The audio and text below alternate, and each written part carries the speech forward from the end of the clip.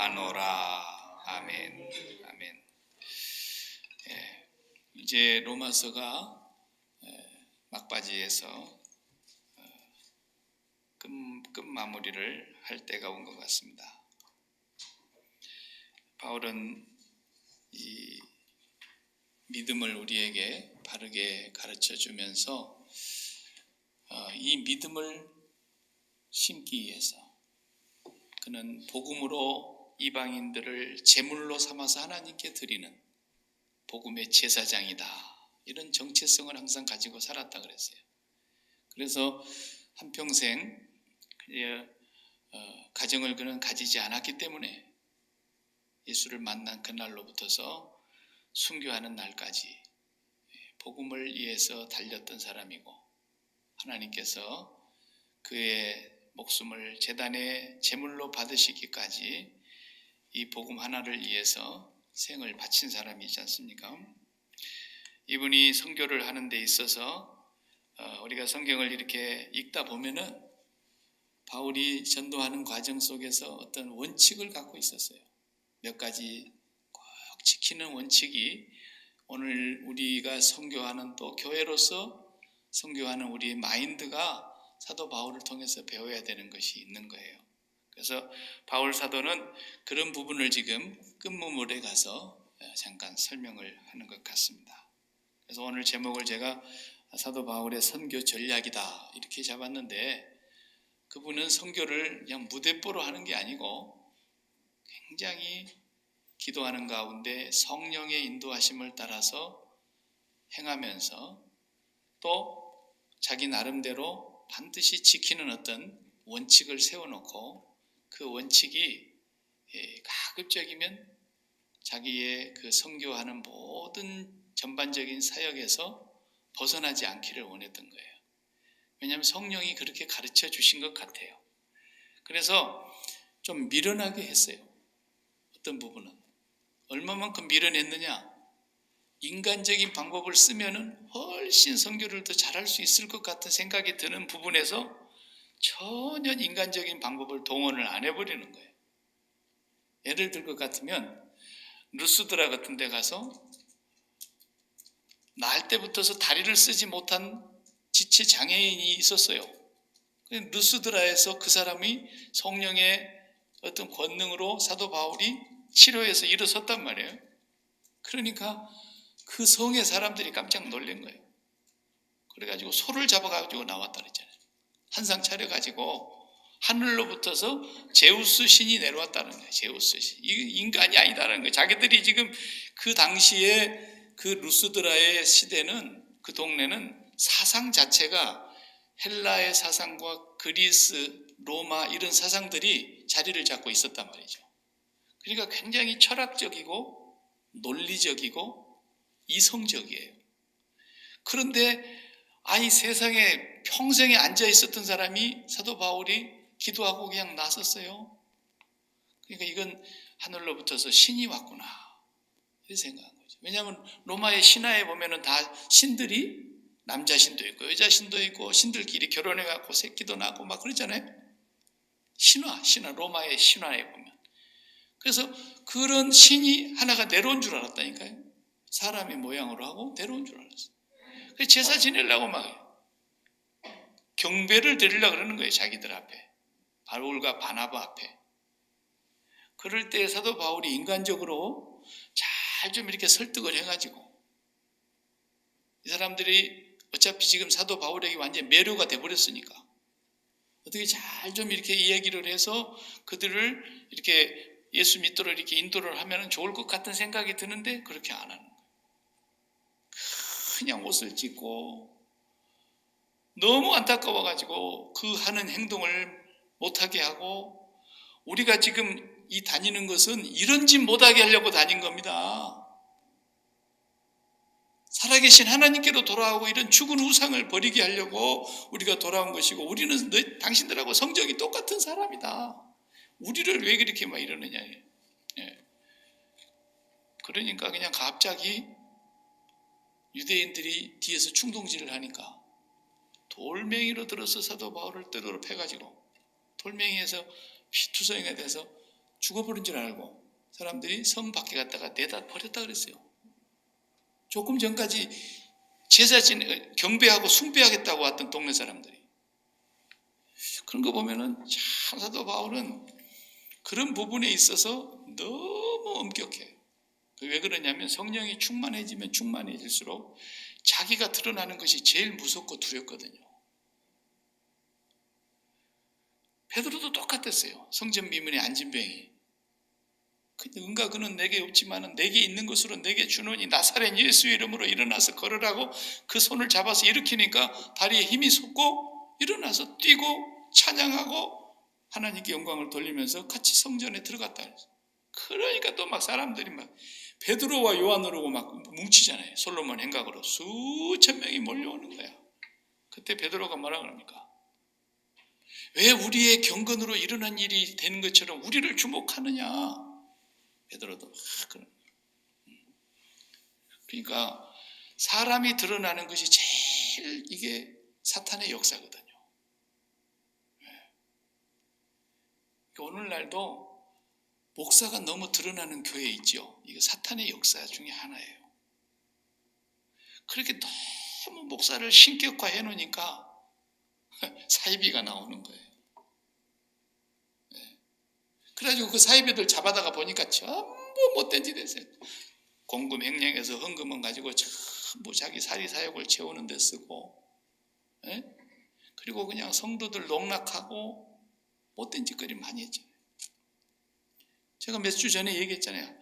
우리 한국의 H 목사님 그러면은 온 세계가 아는 목사님이에요. 진짜로. 그렇게 개인적으로 인격적으로 신앙적으로 본이 되고 훌륭하니까. 그렇지만 그 교회 성도들이 예수님보다도 H 목사님을 더 얘기를 많이 해. 내가 볼 때는. 그러니까 그 교회가 어떻게 됩니까? 온 나라에 망신살이 뻗쳐가지고 지금은 그 교회를 사람들이 이름에도 별로 안 올려요. 난 그 교회 얘기하는 사람 못 봤어요. 목사 그 이후로. 그렇게 큰 교회인데도 망가져버려요. 심지어는 바울이 마게도냐로 처음 갔잖아요. 에베소 쪽으로 해가지고 소아시아 쪽으로 이렇게 돌라 그러는데 에베소 7교회가 있는 대로. 근데 하나님 성령이 막으시고 마게도냐 사람이 막 밤중에 와서 너희를 도와달라는 환상을 보고서 바울이 그쪽으로 갔기는 갔지만 막연히 간 거예요. 성령이 그리 부르시는가 보다. 그리고 그래서 어디에 가서 복음을 전하나. 그리고 이제 안식일이 되면 쉬는 날 유대인들은 회당에 모이니까 그쪽으로 가보는 거예요. 그런데 가다마다 빌립보에 가니까 뭐예요? 빌립보가 첫 성이거든. 거기가 첫 번째 들어간 성인데 귀신 들린 여자 하나가 와가지고 막 지극히 높으신 하나님의 종이라고 이렇게 떠들어대니까 진짜 말이죠. 사람은 바울을 못 알아보는데 이 귀신 들린 귀신은 귀신같이 알아보는 거예요. 위대한 종이 왔다고 막 떠들어대니까 바울이 어떻게 했어요? 괴로워했다 그랬어요. 너무 괴로워서 그 귀신을 쫓아내고야 말았어요. 그래가지고 또 왜 고발당해가지고 감옥에 가잖아요. 그러면 갈 때에 우리는 시민권자입니다. 태어날 때부터 시민권자예요. 이분은 돈 주고 그때는 사야 됐거든요. 로마 시민권을. 근데 사도 바울은 태어나면서 로마 땅에서 태어나가지고 속지주의 원칙에 의해서 로마 시민이야. 그러니까 로마 시민은 누가 건드렸다 그러면 그거는 골로 가는 거죠. 죽는 거야. 내가 로마 시민권을 가지고 있는 사람인데 당신들이 나를 이렇게 함부로 체포해가지고 감옥에 들어가가지고 매를 때릴 수 있느냐고 그러고 딱 한마디만 하면은 다들 벌벌벌 떨고 살려달라고 죄송하다고 그럴 판인데 매 맞을 거 다 맞고 뭐 하는 겁니까? 이렇게 사람이 어리숙할 수가 있냐 이거예요. 그 똑똑한 양반이. 왜 그러냐면은 철저하게 죽은 거예요. 철저하게. 자기 생각이 개입이 될까? 자기 의지가 개입이 될까? 자기 노력이나 자기 인력으로 어떤 것을 해보려고 하는 생각 자체를 죽여버린 거예요. 그리고 성령이 어떻게 인도하시는가를 보자는 거죠. 그래서 거기서 성령의 이끌림을 받아서 유럽의 전도가 시작이 되는 겁니다. 이게 사도 바울의 선교의 원칙은 철저하게 신본주의예요. 신본주의. 자기 자신이 어떤 전략을 짰다는 얘기가 아니라 그만큼 성령이 인도해 가시는 그런 하나의 흐름을 본인이 따랐다는 거죠. 사도 바울이 오늘 이제 하는 말을 우리가 보면은 22절에 그러지 않습니까? 내가 여러분들에게 가려 했던 것이 여러 번 막혔다 그랬어요. 로마로 가려고 하는 것이 여러 번 있었는데 어떤 때는 이래서 못 가고 어떤 때는 저래서 못 가고 하여튼 때가 열리지 않는 거예요. 사도 바울이 억지로 안 갔다는 것을 벌써 말하고 있는 거죠. 아니, 가려고 하면 못 갔겠습니까? 얼마든지 가지요. 못 갈 이유가 없죠. 그 양반이 무슨 죄를 지었습니까? 왜 못 가겠습니까? 그보다도 더 먼 거리도 다 다니면서 전도한 사람인데 로마를 가려고 하면 못 갈 일이 없죠. 그런데 성령이 어떻게 인도하시는가 보자. 그것 때문에 못 가고 있는 거예요. 그래서 여러 번 막혔다는 얘기를 하는 겁니다. 여러 번 막혔다. 자기 의지대로 하지 않았다는 거예요. 이런 것을 하나를 봐도 얼마나 사도 바울은 철저하게 성령의 사람이었는가를 알 수 있어요. 그래서 이 선교의 어떤 전략을 이렇게 정리를 해보면은 사도 바울은 첫 번째는 어떤 사람이었느냐? 사도성을 절대로 잃지 않으려고 애를 썼어요. 사도성. 이게 무슨 말이냐면 자기는 사실 예수님의 12제자의 반열에는 못 들어갑니다.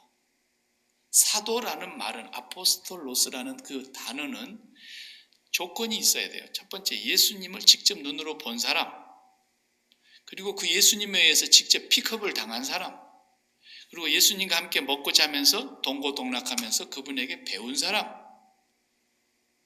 여기 이 사람 12명밖에 없는 거예요. 그 가룟 유다는 이제 떨어져 나가고 마띠아라는 사람이 거기에 대신해서 들어와서 12사람 딱 찼어요. 여기 아포스톨로스, 사도라는 거예요. 보냄을 받은 자라는 뜻이거든요.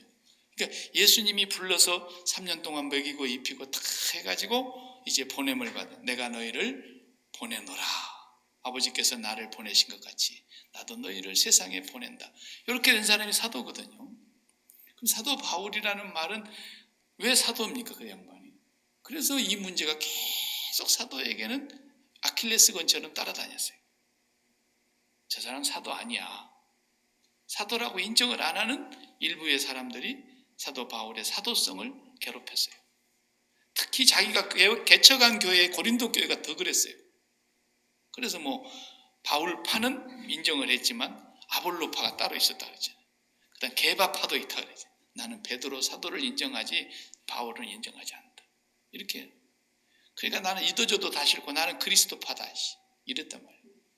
교회가 4분 5일 된 거예요. 사도 바울이 고린도 교회 때문에 정말 제일 가슴앓이를 많이 했잖아요. 그러나 이분은 그 사도성을 꼭 지켰어요. 어떻게 지켰느냐? 분명히 자기는 누구에게 이 복음을 배우지 않았다 그랬어요. 갈라디아서를 보면은요, 아무에게도 내가 배운 적이 없다. 오직 예수께 배웠다라는 거예요. 그럼 네가 언제 예수 봤냐? 봤지. 어디서 봤는데? 나는 담배석에서 그분을 만났다라는 거예요. 직접 다이렉트로. 그리고 나는 그분에게서 배우기 위해서 내 가족과도 의논하지 아니하고 아무하고도 의논하지 아니하고 내가 아라비아 광야로 사막으로 들어가서 3년 동안 거기서 주님과 독대해서 직접 주님께로부터 자기는 성령으로 말씀을 다 받은 거예요. 그것이 갈라디아 교회에서 자기가 편지 쓸 때 얘기를 한 겁니다. 그런데 갈라디아서를 잠깐 펴보면 로마서 다음에 고린도후서, 갈라디아서죠. 로마서, 고린도 전후서, 갈라디아서.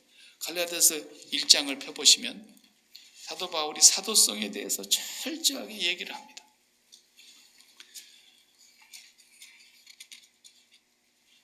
갈라디아서 1장 16절을 보십시오. 오늘 좀 찾아서 읽으십시다. 갈라디아서 1장 16절 보면은 그의 아들을 이방에 전하기 위하여 그를 내 속에 나타내시기를 기뻐하셨을 때에, 예수 그리스도를 이방인에게 전하기 위하여 그를 내 속에 나타내시기를 기뻐하셨을 때 내가 곧 혈육과 의논하지 아니하고, 갈라디아서 1장 16절에 혈육과 의논하지 아니하고 어떻게 했다 했어요? 나보다 먼저 사도된 자들을 만나려고 예루살렘으로도 가지 않았다라는 거예요. 이게 중요한 얘기예요. 예루살렘에 가서 사도들에게 만나가지고 사도들에게 자기가 사사를 받아가지고 사도들에게 한 3년간 교육을 받고 그렇게 없다는 거예요. 갈라디아서 1장 17절에 분명히 그랬어요. 사도들을 만나려고 하지 않고 어디로 갔다고요? 아라비아 광야로 간 거예요. 광야로 갔어요. 그리고 또 예루살렘으로 안 가고 어디로 갔어요? 다메섹으로 돌아갔어요. 자기가 예수님을 처음 만났던 다메섹으로 다시 또 돌아갑니다. 그리고 3년 만에 그랬는데 3년 만에 18절 갈라디아서 1장 18절에 그 후에 3년 만에 내가 게바를 방문하려고 예루살렘에 올라가서 그와 함께 15일을 머무는 동안 주의 형제 야고보 외에 다른 사도들을 보지 못하였노라. 그러니까 게바, 베드로 만났고 그 다음에 다른 사도들은 만난 적이 없어요. 누구를 만났느냐? 여기 야고보는 야고보서를 쓴 예수님의 동생 야고보를 말하는 거예요. 예수님의 12제자 야고보가 아니에요. 사도가 아니에요. 그러니까 여기 야고보는 지금. 그러니까 딱 사도라고 해봐야 3년 만에 베드로 처음 만났다 나는. 그리고 말씀하시기를 또 말하래요. 20절에 보라 내가 너에게 쓰는 것은 하나님 앞에 거짓말이 아니다. 거짓말 안 한다 나. 그 다음 21절 그 후에 내가 수리아와 길리기아 지방에 이르렀으나 그리스도 안에 있는 유대 교회들이 나를 얼굴로는 알지 못하고 사도 바울을 유대인들이 못 알아봤어요. 그 교회들이 유대의 교회들이 크리스찬들이 다만 우리를 박해하던 자가 멸하려던 그 믿음을 지금 전한다 함을 듣고 저 사람 옛날에 교회를 엄청나게 핍박했던 사람인데 지금은 저렇게 복음을 전하고 다닌다더라. 그 얘기를 듣고서는 자기 때문에 하나님께 영광을 돌리더라 이거예요. 자, 그 다음에 잘 보세요. 2장을 보시면 2장 1절 14년 후에 시간이 많이 흘렀어요. 예수님 만나고 14년 후에 내가 바나바와 함께 디도를 데리고 다시 예루살렘에 올라갔나니 14년 후에요. 그러니까 이때는 전도를 말하자면 이방인을 전도를 다 하고 올라간 거예요. 예루살렘에. 그때 올라가서 계시를 따라 올라가 그 말이 뭐예요? 성령의 지시를 받았다라는 거예요. 예루살렘에 올라가서 내가 이방 가운데서 전파하는 복음을 그 사도들에게 예루살렘에 있는 사도들에게 제시를 했다 이거예요. 유력한 자들에게 사사로이 한 것은 내 다름질하는 것이 헛되지 않게 하려 함이라 하면서 자기가 지금 이 전한 복음은 철저하게 예수 그리스도를 직접 만나서 나에게 하나님 말씀하시기를 나는 너를 이방인의 사도로 보낸다. 이렇게 하나님이 나를 불러주셨다는 것을 확인하는 거예요. 지금 내가 베드로한테 가서 배운 게 아니다 그랬어요. 그러니까 내가 사도 맞다는 거예요. 사도. 왜? 사도라는 것은 예수님에게 직접 픽업을 받아서 예수님의 지도를 받고 예수님이 보낸 거니까. 그러니까 사도 바울 맞죠. 단지 3년 동안 공생애 때에 예수님을 따라다니던 사도는 아니었지만 그 후에 사도 바울은 자기가 받은 그 복음을 분명하게 예수 그리스도로부터 받았으니까 내가 누구한테 배워갖고 전한다는 소리 하지 말라는 거예요. 왜 이 얘기를 하는가는 이제 갈라디아서를 쓰게 된 이유 때문에 이 얘기를 하는 거고. 왜냐하면 갈라디아 교회에 너무 잘못된 전도자들이 들어와갖고 교회 복음을 막 혼란스럽게 해놨기 때문에. 그래서 바울이 내가 복음을 전한 거 이거 외에 다른 사람들이 와서 어떤 복음을 전하건 천사가 와서 전하건 누가 전하더라도 내가 주 예수께로부터 받은 이 복음 외에 다른 복음을 전하는 자는 저주를 받을지어다 그랬단 말이에요. 갈라디아 교회에 이단이 들어와 있었기 때문에.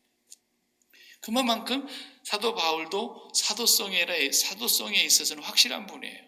그런데 자기가 독자적으로 선교를 하지 않고 예루살렘의 교회 사도들과 항상 연결을 해놓고 살았어요. 굉장히 중요한 거예요. 예루살렘을 꼭 방문하는 거예요. 1차 전도여행 마치고 왔잖아요. 그러면 자기를 파송한 교회가 안디옥 교회인데 예루살렘에 또 인사하러 가는 거예요. 12 제자 만나러. 그리고 거기서 또 파송을 다시 받아서 거기 격려를 받고 힘을 얻고 교제를 나누다가 다시 안디옥 교회, 자기 파송한 교회로 오는 거예요. 그 안디옥에서 쉬고 있다가 또 2차 가고, 2차 끝나고 나면 또 다시 안디옥으로 돌아와가지고 예루살렘에 한번 갔다가 또 내려와서 다시 3차 가고 이러는 거예요, 사도 바울이. 그 왜 그러겠어요? 왜 그러겠어요? 이게 사도성을 확인하기 위해서 그런 거예요. 아무리 뛰어나도 독자적으로 하게 되면은 굉장히 선교가 어려움을 당해요. 요 전에 필리핀의 선교사한테서 연락이 왔는데 제 그 후배 선교사님이 그래요. 이한나 선교사님이 자기가 이번에 처음 이제 만나고 이번 7일주일은 자기 교회에 와서 설교하게 됐대요. 그런데 한 가지 아쉽습니다 그래. 그 후배 선교사님 저보고 뭐가 그리 아쉽냐 했더니 직분이 디큰, 거기는 이제 영어권이잖아요. 영어를 쓰는 나라니까. 디큰이라 그러면 안 알아준대. 권위가 없어, 권위가. 보통 엘더, 최소한 엘더 아니면 패스터라 그래야 된다는 거예요. 예. 그래야 그 나라의 그 모든 사람들이, 천주교 아닙니까 본래 그 나라가 거의 국교다시피 하잖아요. 천주교가 뭐 교회도 안 나가지만 사람들이. 그러니까 그 국교와 같은 그런 문화권에서 자란 사람들이라 이렇게 하면은 디큰 그러면은 쳐다보도 않는데. 예. 그래서 목사님, 우리 교회에서 그냥 엘더로 그냥 임명을 하면 좋겠어요. 그래서 쓸데없는 소리 하지 말라고 그냥 그랬어요. 하나님은 그런 걸로 역사하시는 분이 아니지. 당신이 잘 알면서 뭐 그딴 소리 하고 있냐고. 그 양반이 뭐 지금 집사 직분 갖고 있었기 때문에 지금 선교를 시원찮게 하고 있는 사람인 줄 아느냐고. 목사 10사람보다 낫다고 내가 막 그렇게 칭찬을 해버렸죠. 그랬더니 제가 괜히 쓸데없는 소리 했습니다. 그러면 다른 게 중요한 게 아니에요. 첫째 성령의 사람이냐가 중요한 거고, 하나님이 쓰시면 되는 것이 뭐 집사라고 뭐 그 천주교 문화권은 그게 아주 하이어라키가 너무 철저하거든요. 교황, 주교, 신부도 파더라 그래요, 파더. 얼마나 거기는 그 직제가 철저합니까? 그런 문화권에서 살았기 때문에 집사는 그냥 자기들하고 똑같고 자기들보다 못하다고 생각한다니까. 그런데 하나님은 그렇게 안 하시죠. 사도 바울도 사실은 직접 자기가 부름받았고 자기가 사도가 된 건 확실하지만 예루살렘에 있는 12사도와 교제를 끊지 않고, 당신들도 잘났고 나도 잘났고 이렇게 안 하고 항상 예루살렘 교회를 연결을 지어놓고 방문해서 인사드리고 교제를 나누고 하나님이 하신 일들을 가서 얘기하고 그 다음에 또 안디옥에 와서 쉬고 그리고 또 전도 나가고. 얼마나 이것이 중요하냐면 오늘날도 이제 우리 오늘 그 전성교사님 오셨잖아요. 오늘 시애틀 도착해서 아까 통화를 했는데 이분도 본래 소속은 그리스도 교회 소속이에요. 교단 소속이에요. 근데 어떻게 그냥 이상하게 이게 그 교단에서 본의 아니게 탈퇴가 돼가지고 누가 또 선교사로 파송해 준다고 내 교단으로 오라고 막 하니까 우리 교단으로 들어와야 파송하겠다 그래가지고 탈퇴부터 먼저 해야 이쪽으로 들어올 거 아니겠어요? 탈퇴부터 했는데 파송이 안 돼버렸어요. 그래가지고 그냥 붕 떠버린 거야. 소속도 없이. 예. 인간적으로는 옛날에 다 같이 학교 다니던 사람들끼리는 동문이라고 할 수는 있지만 소속이 없어져 버린 거예요. 그래서 선교사가 상당히 외롭습니다. 힘이 들고요. 그리고 와서 어디 가서 좀 쉬었다 갈라 해도 쉬었다 갈 데가 없어요. 자기 어머님 집 밖에는. 그러면 안 되거든요. 그래서 소속도 있고 같이 기도하는 동료들이 있고 후원하는 자들이 있고 마음을 나누는 자들이 있고 이래야 되는 거거든요. 사도 바울은 꼭 그 부분에 있어서 가장 사도성의 정통성을 가지고 있는 베드로를 중심으로 한 12제자와의 교제를 절대로 끊지 않았다는 거예요. 그것이 사도 바울에게 있어서 매우 중요한 선교의 하나의 원칙으로 딱 자리를 잡고 있어요. 한번 이제 성경을 찾아보겠어요. 자, 사도행전 9장을 보세요. 앞으로 사도행전 9장. 오늘 이렇게 찾으면서 좀 보십시다. 우리도 이제 선교를 하는 그런 자그마한 교회이지만 사도행전 9장 26절을 보면은 사도행전 9장 26절에 사울이 예루살렘에 가서 이제 8장이 뭡니까? 스데반 집사님 핍박하고 또 예수 믿는 사람 잡아 죽이려고 하다가 다메섹에서 빛을 맞고 쓰러져서 예수님으로 돌아온 사람 아닙니까? 8장에서 그 이제 그러던 사람이 9장으로 당장에 와서 뭐라 그래? 26절을 보면 사울이 예루살렘에 가서 제자들을 사귀고자 하나 12제자들을 사실은 만나려고 그랬어요. 처음으로는. 그랬는데 아무도 안 만나주는 거야. 다 두려워가지고 저놈 사람 잡으려고 또 왔다고. 위장해갖고 변장해갖고 왔다고. 아무도 안 만나주는 거예요.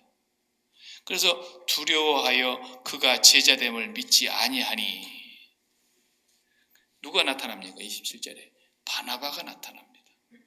이 바나바가 데리고 사도들에게 가서 그가 길에서 어떻게 주를 보았는지 주께서 그에게 말씀하신 일과 다메섹에서 그가 어떻게 예수 이름으로 담대히 말하였는지를 가서 얘기하면서 사울이 제자들과 함께 있어 예루살렘에서 출입하며 주 예수의 이름으로 담대히 말하고 헬라파 유대인들과 함께 말하며 변론하니 사람들이 죽이려고 힘쓰거늘. 며칠 있었는데 죽여버리려고 그러는 거예요, 유대인들이. 그러자 바울을 어떻게 합니까? 형제들이 알고서는 가이사랴로 데리고 내려가서 다소로 보냈다. 다소가 자기 고향이에요. 고향으로 보낸 거예요. 그래서 사도 바울이 이때로부터서 예루살렘을 떠난 겁니다. 그런데 이제 또 보세요. 흩어졌던 사람들이 핍박을 막 피해서 흩어졌던 사람들이 가서 복음을 전했는데 이제 11장으로 넘어가 보세요. 11장 22절 11장 22절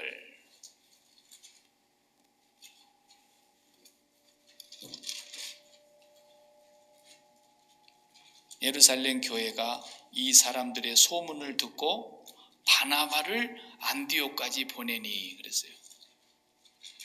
이 놀라운 일이 벌어진 거예요. 예루살렘을 막 핍박하니까 예루살렘에 있는 성도들이 막 흩어졌어요. 3,000명, 5,000명 세례를 받던 그 교회가 막 흩어지기 시작한 거예요. 그래서 12사도만 남겨두고 다 도망가 버렸다 그러잖아요. 그 수천 명이 흩어져가지고 어디로 가느냐? 이방 땅으로 숨어 들어간 거예요. 이방 땅으로. 그게 사마리아로 도망간 사람도 있고 사마리아 땅에는 잡으러 올 사람이 없으니까. 그리고 저 밑에 수리아 지역에 안디옥까지 도망갔다 이 말이에요. 그런데 거기 간 사람들이 핍박을 받아서 피해간 사람들이 전도를 하니까 예수 믿는 사람들이 막 생기기 시작한 거예요. 그래서 안디옥에까지 예수 믿는 사람이 생겼다는 소식을 빌립이 전도를 하다가 얘기를 하니까 이제 예루살렘에서 바나바를 파송하지 않습니까? 12사도 중에서 바나바는 12사도에 들어가지는 않지요. 이 바나바를 당신이 그러면 안디옥에 가서 성도들을 돌보라. 예루살렘 교회가 파송한 거예요. 이게 사도성을 이어가야 되는 사도성. 이게 바로.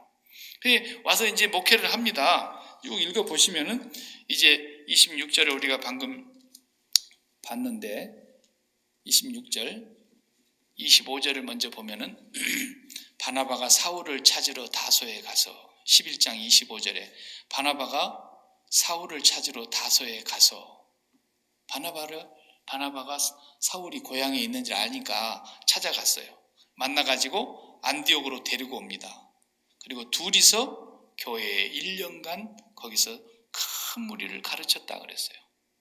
그래서 제자들이 안디옥에서 제자들이 생겨나기 시작하고 비로소 그리스도인이라는 명칭이 거기서 생겨난 거예요. 예수쟁이란 말이 거기서 생긴 겁니다. 그러니까 바나바는 어디에서 왔습니까? 예루살렘 교회에서 파송받아 온 거예요. 예루살렘 교회에서 파송받아 왔고 이전에 바울을 같이 손잡고 예루살렘 교회 사도들에게 잠깐 인사시킨 적이 있고 두 사람이 안디옥에서 1년간 사역을 하고 있어요. 이렇게 되니까 이 교회가 예루살렘과 연관성이 떨어지질 않는 거예요. 이렇게. 그래가지고 13장으로 이제 가서 보면은 열심히 사역하고 있다가 13장 1절에 보세요. 안디옥 교회에 선지자들과 교사들이 있으니 곧 바나바와 니게르라는 시므온과 구레네 사람 루기오와 분봉왕 헤롯의 젖동생 마나엔과 및 사울이라. 지금 바울이라 말하는 이 사울 말이에요. 주를 섬겨 금식하고 있는데 성령이 이르시되 내가 불러 시키는 일을 위하여 바나바와 사울을 따로 세우라 하시니. 불러 시키는 일이 뭐예요? 이방인의 사도로 보내려고 그러는 거예요. 전도자로 보내려고 그러는 거예요. 그래서 금식하고 있었어요. 기도하고 있었어요. 그리고는 두 사람에게 안수하여 보냈다. 3절에 나오지 않습니까? 자, 이제 1차 전도 여행이 이렇게 해서 시작이 되는 거예요. 두 분이 최초 선교사로 안디옥 교회에서 파송이 된 거예요. 담임 목사 두 사람 나가버렸다는 거예요. 쉽게 말하면. 아니, 둘이서 1년 동안 안디옥 교회를 책임지고 가르쳐서 지도자들이 많이 나왔어요. 그러니까 그 지도자들에게 교회에 맡겨놓고 성령이 시키는 대로 두 담임이 나간 거예요. 요즘 같으면 그런 교회가 어디 얼마나 있겠습니까? 담임 목사가 부목사를 내보내는 한이 있어도. 근데 성령이 시키는 대로 가는 거예요. 성령이. 교회는 성령이 하시는 거지 담임 목사가 하는 게 아니라고요. 예. 담임 목사가 교회를 맡아서 책임지고 섬기는 일은 하지만 담임 목사의 교회도 아니고 담임 목사 때문에 교회가 되는 것도 아니고 오직 성령이 하시는 거예요. 그냥 모두가 다 성령에게 순종하는 거예요. 성령에게. 그러면 교회는 교회가 되게 되어 있는 거거든요. 그래서 사람들이 이렇게 성령에게 민감하게 순종하는 그런 친밀함이 없기 때문에 사람의 생각으로, 사람의 경험으로, 사람의 지식으로 막 이렇게 교회를 하다 보니까 교회가 잘못되는 경우가 많이 나오는 거죠. 자, 선교가 끝났어요. 선교가 다 끝나고 돌아올 때 보십시다. 파송하고 돌아왔는데 14장을 보십시오. 14장 26절에서 1차 선교가 끝난 걸 알 수 있어요. 1차 14장 26절. 거기서 배 타고 안디옥에 이르니, 보세요. 이곳은 두 사도가 이룬 그 일을 위하여 전에 하나님의 은혜에 부탁하던 곳이라. 그들이 이르러 교회를 모아 안디옥에 왔어요. 파송했던 데 와가지고 하나님이 함께 하신 모든 일과 이방인들에게 믿음의 문을 여신 것을 보고를 했어요. 선교 보고를 하고 제자들과 함께 오래 거기 머물러 있었다. 잠깐 안식하는 거예요. 또 선교사들이 와서 안식하고 이렇게 하는 것이 꼭 필요한 거예요. 보고하고. 자, 안디옥에 와 있어요. 지금 아직 예루살렘에 안 갔어요. 안디옥에 와 있는데 안디옥 교회가 심각한 문제가 생겨버렸어요. 와 보니까 선교를 한 바퀴 쫙 돌고 이제 교회를 본교회로 돌아와 보니까 교회가 난장판이야. 왜 난장판이야? 예루살렘에서 왔다는 어떤 전도자들이, 그때 당시에 전도자가 수천 명입니다, 여러분. 막 성령이 역사하니까 너도 나도 전도하러 다녔어요. 그런데 그 전도한 사람들 중에 이단이 있는 거야. 이단이, 요즘 말로 하면. 와서 엉뚱한 소리를 하고 있네. 사도 바울이 전한 그 예수 그리스도께로부터 받은 그 복음, 십자가 복음 외에 다른 복음을 막 전하고 다니는 거야. 예루살렘에서 왔다고 큰 소리 치면서. 왜? 예루살렘 우리가 사도들한테 배웠다 이거야. 이렇게 하니까 뭘 전하는가 봤더니 그거예요. 너희들 이방인들은 본래 우리가 사람으로 취급도 안 한 종자들인데 너희들은 우리가 봤을 때는 하나님 앞에서 너희들은 개들이야. 개, 짐승이나 마찬가지야. 그런데 너희들이 예수라는 사람을 믿었다고 해서 그분을 믿으면 그냥 우리하고 똑같이 하나님의 자녀 되는 줄 알아? 택도 없는 소리 하지 말라고 말이야. 우리는 수천 년부터 아브라함의 자손이고 모세로부터 우리가 율법을 받아서 얼마나 오랫동안 우리가 하나님을 섬기던 그런 거룩한 백성인데 어떻게 너희들이 우리하고 같이 될 수 있느냐, 이래 된 거예요. 싸움이 난 거예요. 싸움이. 그래가지고 예루살렘에서 여기 15장 1절을 보면 딱 나와요. 어떤 사람이 유대로부터 내려와가지고 형제들을 가르친다고 하면서 뭐라 그랬어요? 너희가 모세의 법대로 할례를 받지 아니하면 능히 구원을 받지 못하리라니. 이제 율법을 가르치기 시작한 거예요. 교회를 망가뜨려 놨어요. 바울과 바나바가 가르쳐 놓은 이 교회를. 그래서 어떻게 됩니까? 2절을 보세요. 바울과 및 바나바와 1차 선교 여행을 돌아오신 두 분하고 그 다음에 그 예루살렘에서 왔다는 그 전도자들, 그들 사이에 적지 아니한 다툼과 변론이 일어나니 싸움이 났다, 이게 쉽게 말하면. 교회가 풍비박산되게 생겼대. 그래서 어떻게 합니까? 이걸 어떻게 해결합니까? 해결할 길이 없어요. 교회가. 그때의 사도성이 중요한 거예요. 바로 어떻게 합니까? 형제들이 이 문제에 대하여 바울과 바나바, 이 안디옥 교회 대표는 두 사람이었으니까 처음에 붙어서 선교사로 갔다 온 이 두 분과 및 그 중에 몇 사람은 또 제자들이었겠죠. 그 제자들을 어디로 보냅니까? 예루살렘에 있는 사도와 장로들에게 보내서 거기로부터서 결정을 지찰하는 거죠. 이게 사도성이에요. 예수님의 제자들로부터서 답을 들어보자라는 거죠. 그래서 이제 사도 바울과 바나바와 그 교회 몇 분 중직자들을 데리고 예루살렘에 올라가서 사도들 앞에서 이 상황을, 교회 상황을 보고했어요. 그래서 15장이 전부 그 내용이에요. 어떤 그 내용이에요. 우리가 오늘 뭐 성경 공부하는 시간 아니니까 다 볼 수는 없지만 거기서 결론이 딱 떨어졌어요. 결론이 어떻게 내려옵니까? 결론은, 자, 베드로가 결론을 딱 지어서 말을 합니다. 자, 여기 22절, 15장 22절에 이에 사도와 장로와 온 교회가 그 중에서 사람을 택하여 바울과 바나바와 함께 안디옥으로 보내기를 결정하니 곧 형제 중에 인도자인 바사바라 하는 유다와 실라더라.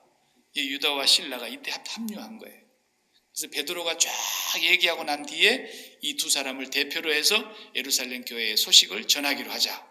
그렇게 해가지고 편지를 썼습니다. 23절에 보면 그들에게 인편으로 편지를 딱 붙여가지고 사도와 장로된 12사도죠. 그러니까 베드로, 안드레, 야고보, 요한 12사도와 장로된 형제들은 예루살렘 교회 안디옥과 수리아와 길리기아에 있는 이방인 형제들에게 문안하노라. 그러면서 쭉 편지를 써가지고 결국은 뭐예요? 26절 다 같이, 28절 다 같이 성령과 우리는 이 요긴한 것들 외에는 아무도 너희에게 지우지 아니하는 것이 옳은 줄 알았노니 어떤 짐도 지워서는 안 된다. 어떤 율법도 지워서는 안 된다. 율법으로 또 완전히 자유하였기 때문에 다만 한 가지는 조심하자 그랬어요. 29절에 우상의 제물과 피와 목매어 죽인 것과 음행을 멀리할지니 이에 스스로 삼가하면 잘 되리라. 평안함을 원하노라. 이렇게 편지를 썼어요. 그래가지고 그들이 내려와서 작별하고 내려와서 안디옥에 내려와 무리를 모아놓고 편지를 전해주니까 읽고 위로한 말을 기뻐하더라. 교회가 딱 정리됐어요. 아, 엉터리들이 와서 가르쳤구나. 그냥 딱 되네. 이게 사도성인 거예요. 이 사도성이 무너지면 교회가 쉽게 흔들리고 이단에 치우치고 교회가 질서가 무너지고 엉망이 되는 거예요. 사단은 그 해방을 놓거든요. 꼭. 그래서 노예가 왜 있느냐? 노예가 중요한 거예요. 노예가 없으면 교회가 이런 문제에 휘말리고 그럴 때 수습이 안 돼요. 난리가 나버리는 거예요. 그냥 사탄이 들어와가지고 밀 까부르듯이 그냥 교인들을 다 뒤집어 버리는 거예요. 완전히 그냥 닭이 와가지고 그냥 모이 흩어놓듯이 그냥 교회를 완전히 망가뜨려 버리는 거예요. 언제나 사탄은 그 틈을 트고 들어오거든요. 그 사도성, 철저한 복음, 십자가 복음 외에는 다른 짐을 지우면 안 된다는 거예요. 그 이방인들의 그 잔인함과 막 짐승을 그냥 목을 매어가지고 그냥 죽여서 그냥 개 패듯이 패가지고 그냥 개를 잡아먹는다든지 막 짐승의 피를 그냥 받아가지고 막 먹는다든지 이방인들이 그랬거든요 본래. 그리고 막 우상 숭배하는 그런 습관이 있다 보니까 음란을 얼마나 많이 행합니까? 그 성전 안에서 일하는 사제들이 다 여자들인데 그게 전부 매음꾼이에요. 매음꾼. 그런 것을 이방인들이 아주 그냥 체질화되어 있었으니까 그런 거룩하지 못한 생활 행실을 다 정리하고 예수를 바르게 믿고 율법의 짐에서는 완전히 벗어줘야 된다. 딱 정리가 되는 거죠. 그러니까 오늘날도 총회가 있고 노예가 있고 모든 기관들이 이런 것들을 잘 관리하지만 그 옛날 이 초대교회도 보세요. 성령과 우리는 그러잖아요. 성경에 그렇게 되어 있어요. 우리는 그러지 않고 성령과 우리는. 반드시 교회는 성령으로 말미암아 이루어지는 공동체이고 성령의 지배를 받는 것이고 성령에 충만한 사람들이 교회를 항상 받들고 섬겨야 된다는 거죠. 뭐 이민교회가 그렇지 않는 교회가 참 많죠. 그래가지고 그냥 교회 온 지 이제 한 3개월만 지났으면 그냥 다 너도 나도 집사 그렇게 해가지고 그냥 아무나 집사 주고, 집사가 또 굉장히 뭐 큰 줄 알고 내가 집사 돼야 집을 사는 줄 알고, 그래가지고 또 집사 안 주면 그냥 교회 안 나오려고 그러고, 조금 비틀어지면 저쪽 교회 가면 금방 집사 줘버려 또. 이틀 만에 그냥 집사님 그러니까. 그래서 이 교회가 그냥 엉망이에요. 이민교회가 그냥 좀 속된 말로 그냥 5분 전이야 그냥 아주 그냥. 그런 일이 참 많다고요. 그래서 저도 목회를 한국에서 20년, 이제 여기 와서 20년째인데 한국의 노예는 정말 잘 돼요. 이런 일이 너무 질서 있게 잘 돼요. 근데 여기는 막 엉망이야. 조금 교회가 크면은 너의 너희들 한 말 하지 마라. 우리가 너의 상임비를 얼마나 많이 내는데 일단 건방진 소리는 하고 말이죠. 하여튼 너희가 우스워요. 가만 보니까 그냥 어중이 떠중이 그냥 아무나 막 속된 말로 개나 소나 말이죠. 그래가지고 너희를 우습게 알고 너희가 권위가 없어지고 그래요. 그럼 또 너희가 조금 막 심하게 하면은 우리는 탈퇴한다 그러고 탈퇴하고 그러잖아요. 엉망이에요 엉망. 제가 와서 목회하면서 보니까 그나마 그래도 우리 노예는 제가 볼 때 좋아요. 지금 보니까 너무 좋아. 누가 뭐 성질을 내는 사람 한 사람이 있을까? 누가 뭐 싸우자고 달라드는 사람이 한 사람이 있을까? 얼마나 노예가 좋은지 몰라요. 누가 서로 막 노예정 하겠다고 그냥 막 밥을 산다 그런 사람이 있을까? 서로 막 노예정 안 하려고 그래. 그래서 할 수 없이 온 순서대로 해. 제가 그래가지고 지금 저도 온 순서대로 하는 겁니다. 그러니까 질서가 안 잡혀서 너희가 너의 구실을 잘 못하고 있는 안타까운 점도 있지만 그래도 감사해요. 우리 너희가 은혜롭게 잘 하나님 은혜 가운데 가고 있어서. 사도 바울이 그냥 무대 끌어서 선교하신 분이 아니에요. 그 다음에 사도 바울은 반드시 대도시 중심으로 했어요. 사도행전 다 봐요. 시골에 안 갔어요. 대도시를 중심으로 했어요. 왜? 언제 그 바쁜 세월에 모든 동네를 다 쫓아다닙니까? 혼자서. 대도시에다가 교회를 세우고 거기서 제자들을 길러내서 그 다음 지도자 한 사람 딱 세워놓고 아볼로 당신이 하시오. 그리고 딱 맡기고 가는 거예요. 그러면 거기가 중심이 돼서 지방으로 쫙 퍼져가는 거예요. 이게 선교의 하나의 그 루트였어요. 루트. 그리고 또 대도시에 가야 뭐가 있어요? 흩어져 사는 수많은 유대인들이 안식일만 되면 해당에 딱 모여도 건물이 있어. 건물이. 그러니까 내가 일일이 안 쫓아다녀도 안식일날 해당만 나가면 사람들 다 만나. 거기서 예수님 전했어요. 시골에 가면 해당이 없어요. 그러니까 회당 중심으로 체계적으로 그렇게 복음을 전하면서 전도자의 역할을 잘 감당한 거예요. 그래서 에베소 교회도 세우고 갈라디아 교회도 세우고 빌립보 교회도 세우고 골로새 교회도 세우고 데살로니가 교회 세우고 뭐 고린도 교회 교회를 많이 세웠어요. 간 데마다 중심이 돼서 교회를 세우고 그 다음에 일꾼들을 키워서 세워놓고. 그래서 바울이 고린도 교회 때 그런 말이죠.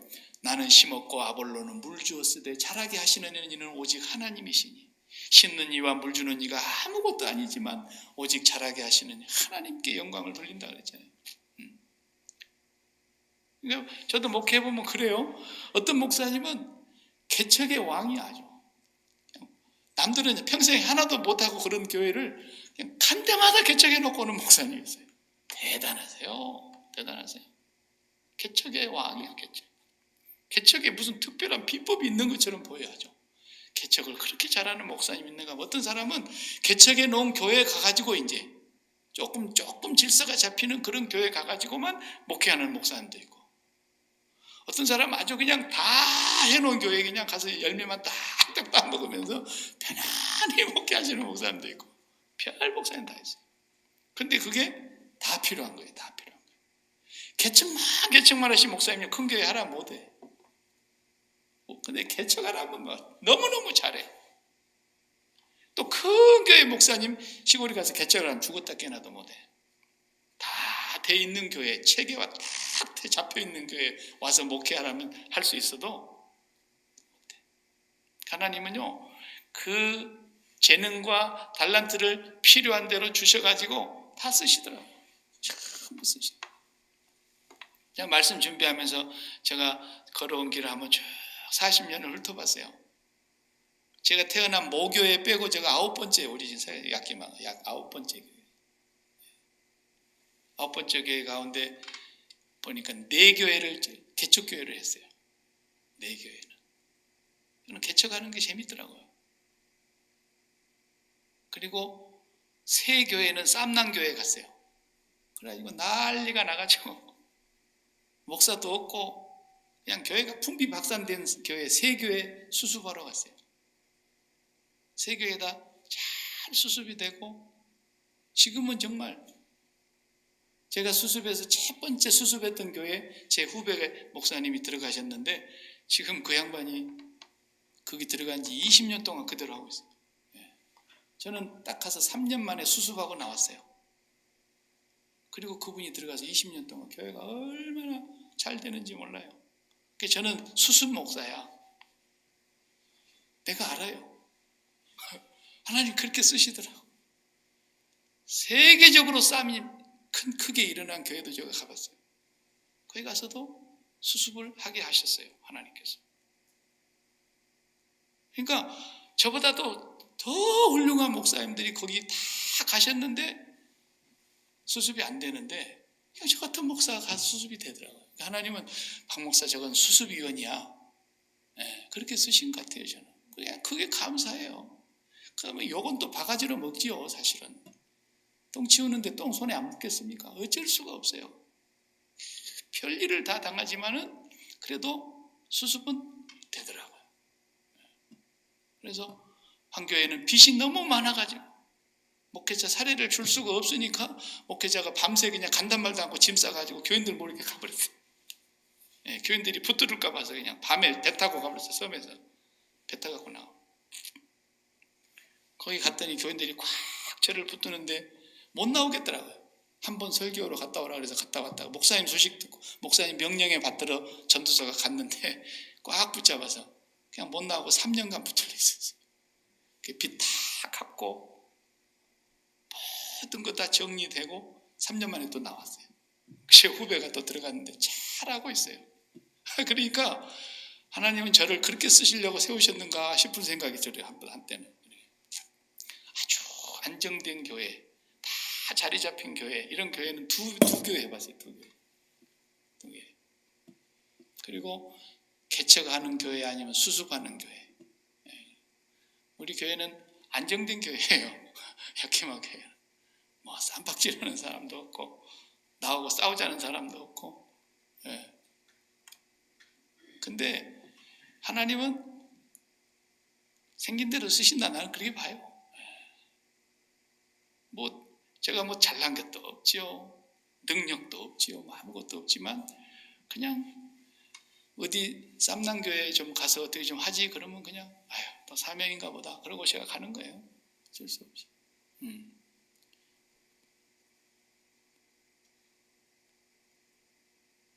또 이제 우리 교회는 다 제 다음에 누가 하는 사람이 오면 아마 또 크게 부흥시킬지도 몰라요. 또 양적으로도 어떤 또 하나님 필요가 하면 또 역사하시겠죠. 그러니까 사도 바울도 가서 교회를 먼저 세우고 지도자를 세우고 그 다음에 맡기고 딱 떠나는 거예요. 그리고 다시 못 오면 어떻게 합니까? 편지 쓰는 거예요. 그래서 그 편지가 13권이나 남아있는 거예요. 신약 성경에 27권 중에 13권이 사도 바울이 쓴 거예요. 그것 때문에 성경에 이 정말 기가 막힌 하나님의 말씀이 기록되어서 보존되어서 오늘 우리가 그 말씀을 보지 않습니까? 편지 써가지고 교회에 권면하고 목회자들에게는 목회서신을 써보내서 디모데, 전후서, 디도서. 옥중에서는 또 교회가 염려돼서 에베소, 빌립보, 골로새서, 빌레몬서 옥중에서 썼어요. 그리고 어려운 환난 속에서 너무너무 가난과 시련과 핍박을 받고 있는 박해 속에서도 믿음을 지키기 위해서 애쓰고 있다는 데살로니가 교회를 위해서 편지 썼어요. 전부 사도 바울이 편지로 또 전달을 했어요. 이렇게 해서 교회를 세우고 떠나는 거예요. 이제 오늘 본문에 그러잖아요. 나는 여기서 더 이상 할 일이 없다 그랬어요. 다 했다 이제. 다 했기 때문에 여기서는 더 이상 할 것도 일할 것도 없고, 그래서 여러분들에게로 가고 싶다. 여러분들에게 가서 여러분들하고 잘 살자는 얘기가 아니라 잠깐 여러분들하고 기쁨의 교제를 나누다가 여러분들이 저 서바나로 나를 파송해 주면 좋겠다 이렇게 말하잖아요. 교회는 계속 이렇게 파송해야 돼요. 교회는 할 수 있으면 교회가 교회를 낳는 거예요. 양이 양을 낳지요. 그죠? 예. 교회가 교회를 낳는 거예요. 주님이 그것을 우리에게 남겨주시고 간 거예요. 그래서 할 수만 있으면 교회는 또 파송하고, 여러 교회가 합해가고 또 파송하고. 제가 우리 전선교사님이 이제 오셨는데, 우리 노예에 이제 이번에 들어오게 되는데, 노예는 들어와도 노예가 뭐 큰 노예가 아니기 때문에 선교사님에게 큰 어떤 재정적인 지원은 못 해주지만, 그래도 십시일반이면 밥 한 그릇 나오잖아요. 그래서 우리가 한 숟갈씩이라도 모아보자. 여러분, 제가 지금 전도 저 목사님들 지금 설득하고 있어요. 100불이라도 좀 내놔라. 100불이라도 교회에서 100불 내놓고 100불 내놓고 100불 내놓고 5개는 500불 아니야. 그래서 좀 힘을 모아보자. 제가 지금 그러고 있는데, 어쨌거나 교회가 끝까지 교회를 낳아야 돼요. 지금 문제가 뭡니까? 요즘 젊은 사람들이 사람을 안 낳아. 올해 뉴스가 뭡니까? 2020년 작년 한 해 동안 출생률이 전 세계에서 모든 나라들이 다 출생률이 떨어지고, 대한민국도 출생률이 엄청나게 떨어졌더만. 애를 안 낳아. 작년 한 해 동안 그 팬데믹 때문에. 올해도 마찬가지예요 지금. 그러니까 갈수록 인구가 줄어들어간다잖아요. 교회가 교회를 낳지 않으면 교회는 자연히 없어지는 거죠, 그렇죠? 우리는 부지런히 교회를 낳아야 돼. 그래서 사도 바울이 이제 로마 교회 여러분들과 제가 만나서 교제를 나눈 뒤에 여러분들이 저를 서바나로 보내주시면 좋겠습니다. 평생 자비량으로 했던 사람이에요.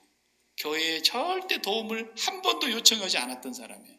텐트 메이커로 자기가 스스로 일하면서 복음을 3차까지 전도했던 사람이에요. 그런데 이제 와서 로마 교회에는 얘기를 하는 거죠. 한 번도 만나본 적이 없지만 여러분들이 저를 서바나로 파송해 주면 좋겠습니다. 후원자가 돼달라는 거죠. 바울이 3차 전도여행을 하는 그 오랜 15년 동안 전도를 했는데, 그 전도하는 동안에 바울을 물질로 도와준 교회는 딱 하나뿐이었다 그랬어요. 빌립보서 4장 읽어보면, 빌립보서 4장 18절 19절 보면은 15절부터서 쭉 나오죠. 나를 물질로 헌금해서 도와준 분은 여러분 교회밖에 없었습니다. 그것은 여러분들이 하나님 앞에 받으실 만한 향기로운 제물이었고 하나님을 기쁘시게 한 것이었습니다. 바울은 다 그때 한번 도움받았어요. 그리고 자비량을 했던 사람이에요. 오늘날은 참 선교사들이 가서 자비량으로 하는 분들이 많이 생기기 시작했어요. 그래서 요즘은 선교의 전략이 어떻게 바뀌었냐면, 목사를 보내니까 좋은 점도 있지만 단지 딱 가서 말씀 전하는 일 외에는 다른 걸 못하니까 재정적인 뒷받침 해야지 굉장히 어렵더라고요. 그래서 지금은 평신도들을 아예 훈련시켜가지고 선교사로 보내는 거예요. 어떻게 되느냐? 선교사가 이미 해외 언어로 자기 나라 말 말고도 이미 말이 준비된 사람들이 너무 많아요. 목사들보다. 그럼 가면 바로 복음 전할 수 있는 거예요. 우리 이한나 선교사처럼. 영어만 되면 다 되는 데가 얼마나 많습니까? 또 외국어 공부해가지고 영어 말고도 다른 스페니시 하는 사람도 있고 독일어 하는 사람도 있고 다 언어를 하는 사람들이 많으니까 그 사람들을 보내면 되고, 그 다음에 목사만 보내면 되는 것이 아니라 가르치는 사람이, 선생이 필요하고 의사가 필요하고 집 지어주는 사람 필요하고 기술자가 필요하고, 그래서 각가지의 직업을 가졌던 사람들 가운데서 선교사로 나간 사람들이 훨씬 더 효율적으로 선교를 하는 거예요. 그래서 지금은 평신도 선교사들을 훈련시켜서 보내는 거죠. 굉장히 효과적으로 열매를 맺습니다. 우리 교회도 보면은 이한나 선교사님이 그냥 평범한 교회의 집사로서 그냥 교회 신앙생활 하다가 선교사로 갔지만 오히려 매이는 것이 없다 보니까 사도 바울처럼 가족을 챙길 일이 있습니까? 내 몸뚱아리 그냥 하루에 2끼나 3끼 먹어, 1끼 먹어도 내 몸뚱아리 하나만 챙기면 되잖아요.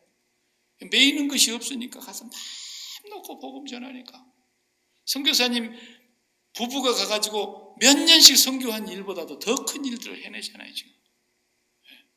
그러니까 우리 후배 선교사님이 이한나 선교사 현장에 갔다 와보더니 깜짝 놀라는 거예요. 깜짝 놀라요. 그렇게 빛과 번쩍하게 수천만 원씩 들어가지고 수만 불씩 들어가지고 예배당을 그렇게 다 지어놓고 예배당들 문 닫아놓고 텅텅 비고 있고 그러고 있는데, 예배당도 없는 동네 앞에 집 앞에 마당에서 모였는데 이렇게 사람들을 불러 모아놓고 복음을 전하고 있으니까 목사님 내가 참 부끄러웠습니다 그러더라고요. 물론 제 후배 목사님도 굉장히 잘하고 계세요. 지금 27년째인데 완전히 필리핀 사람들을 훈련시켜서 당회를 구성하고 교회가 아주 튼튼한 교회가 됐어요. 그런데 이제 두 분이 만나서 좀 협력해서 앞으로 같이 해봐라. 제가 이제 부탁을 해놨는데, 아무튼 사도 바울은 교회를 향해서 오늘 우리에게 그 말씀하시는 거예요. 부지런히 보내야 된다는 거예요. 나를 보내주시오 라는 거죠. 우리가 이 일을 감당하고 잘 감당함으로써 하나님께서는 받으실 만한 향기로운 제물이 될 것입니다. 우리 교회가 하나님 앞에서 귀하게 쓰임 받을 것입니다. 다음 부분에는 다음 주에 제가 이어서 하겠습니다. 기도하십시다. 하나님께 감사합니다.